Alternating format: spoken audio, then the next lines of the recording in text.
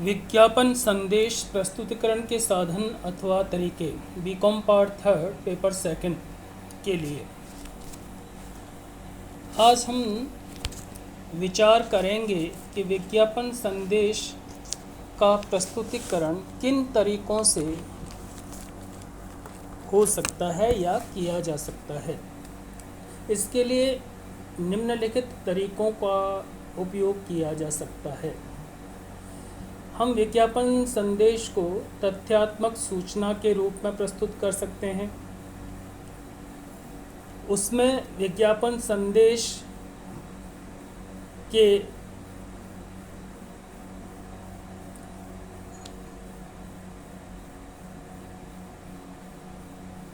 प्रभावी तरीके के रूप में तथ्यात्मक सूचनाओं का उपयोग किया जा सकता है।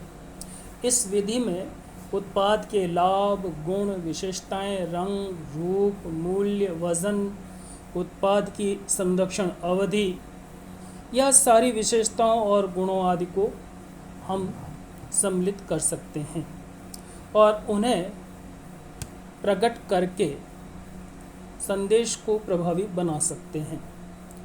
दूसरा है वैज्ञानिक या तकनीकी सबूत के रूप में।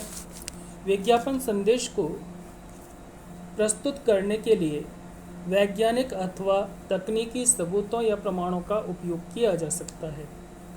बहुत से ऐसे तरीके हैं जिनके माध्यम से विज्ञापन संदेश के प्रति विश्वास उत्पन्न करने के लिए हम वैज्ञानिक सूचनाओं या प्रमुख व्यक्तियों के कथनों का समावेश इसके अंदर कर सकते हैं। बहुत से उदाहरण आते हैं, जैसे टूथपेस्ट के विज्ञापन में डेंटिस्ट एसोसिएशन के प्रमाण पत्र का उल्लेख हम देखते हैं।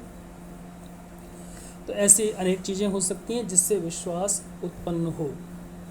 तृतीय है प्रशंसा प्रमाण पत्र के रूप में।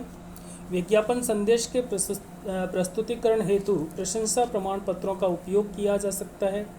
उत्पाद या ब्रांड या संस्था की ख्याति को प्राप्त कर संतुष्ट उपभोक्ताओं, उपभोक्ता संघों आदि से उनकी सफलता के लिए प्रमाण पत्र ले सकते हैं और इन प्रमाण पत्रों का उपयोग विज्ञापन संदेश को प्रभावी बनाने के लिए किया जा सकता है।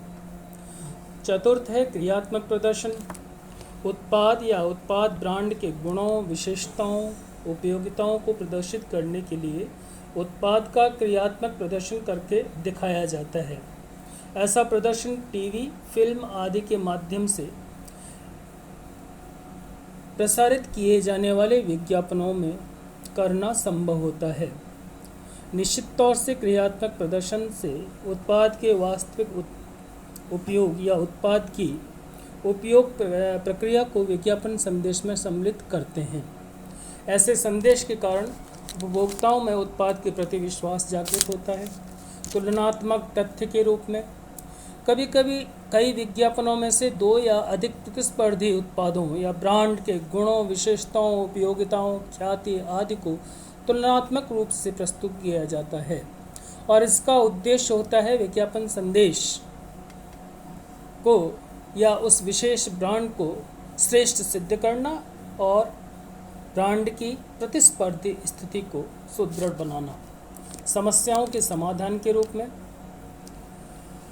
जैसे मान लीजिए थकान की समस्या है या किसी विशेष समस्या के समाधान के रूप में हम वस्तु को प्रस्तुत करते हैं, जैसे नवरत्न तेल, दांत के दर्द के लिए सेंसोडायन इत्यादि। यानी विज्ञापन किसी विशेष समस्या के समाधान के माध्यम से अपना संदेश दे सकते हैं। जीवन शैली के रूप में कभी कभी विज्ञापित उत्पाद के उपभोक्ताओं की जीवन शैली और व्यवहार को आधार बनाकर विज्ञापन संदेश तैयार किए जा सकते हैं। ऐसे विज्ञापन संदेश में यह प्रकट किया जाता है कि विज्ञापित उत्पाद का उपयोग अथवा उपयोग करने वाले लोग अधिक बेहतर जीवन शैली से जीवन जीते हैं। लग्जरी वस्तुओं का उपयोग उनके विज्ञापन में उनके विज्ञापन संदेश में इस तरह के तत्वों का प्रयोग किया जाता है। स्वप्न चित्र के रूप में कभी कभी विज्ञापित उत्पाद से प्राप्त होने वाली प्रसन्नता, आनंद, सुख आदि की कल्पना का चित्रण करने वाले स्वप्न चित्रों के माध्यम से विज्ञापन संदेशों को प्रस्तुत किया जाता है। जैसे कैडबरी के शॉर्ट्स के विज्ञापन में मन की अपेक्षा मन के लड्डू फूटने की कल्पना का चित्रण किया गया है। तो एक काल्पनिक चित्र बना दिया जाता है और उसमें कल्पना करने की छूट दी जाती है। फिर है कार्टून या एनिमेशन चित्र के माध्यम से या चित्र के तरीके के माध्यम से विज्ञापन संदेश प्रस्तुत करने का एक बहुप्रचलित तरीका कार्टून भी है। पहले कार्टून चित्रकार बनाया करते थे, लेकिन अब एनिमेशन से बनाए जाने लगे हैं और इनमें एक विशेष बात है कि सजीवता का गुण सम्मिलित किया जाता है। अमूल के विज्ञापन में कार्टून का उपयोग वर्षों से किया जा रहा है। विशेष रूप से बच्चों के लिए किए जाने वाले विज्ञापन में कार्टूनों का उपयोग सफलतापूर्वक किया जाता है। हास्य तत्व का उपयोग कभी कभी विज्ञापन संदेश में हास्य उत्पन्न करने वाली परिस्थितियां सम्मिलित की जाती हैं। इससे विज्ञापन के पाठक, दर्शक, श्रोता या अन्य विज्ञापन संदेश पढ़ सकते हैं, देख सकते हैं और सुन करके हंस पड़ते हैं। हंसी के ऐसे वातावरण से लोगों का ध्यान उत्पाद की ओर आकर्षित किया जा सकता है। भय तत्व के माध्यम से विज्ञापन संदेश प्रस्तुत करने के लिए भय तत्व का भी उपयोग किया जाता है। बीमा कंपनियां इसी का उपयोग करके अपने प्रोडक्ट्स को बेचती हैं और वह भय से निजात दिलाने का भरोसा भी दिलाती हैं, यानी कि एक तरीका भी बताती हैं। तो भय की एक संतुलित मात्रा का उपयोग करके और उसके समाधान के रूप में भी विज्ञापन संदेश प्रस्तुत किया जा सकता है। इसी तरह से आजकल लोग वासना का उपयोग करते हैं। जैसे जैसे उदारवादी समाज बढ़ता जा रहा है, वासना तत्व का विज्ञापन में उपयोग भी बढ़ता जा रहा है।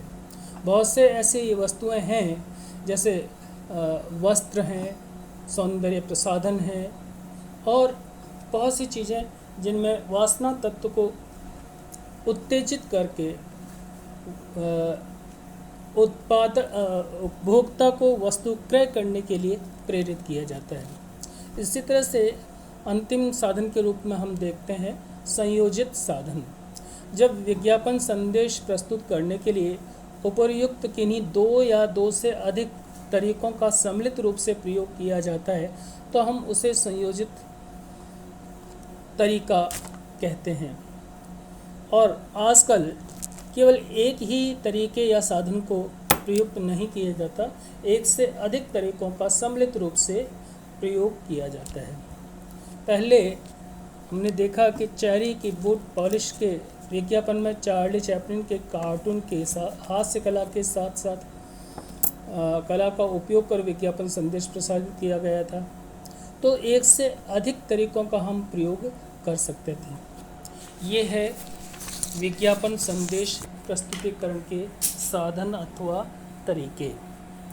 आज इतना ही, शेष अगले अंक में।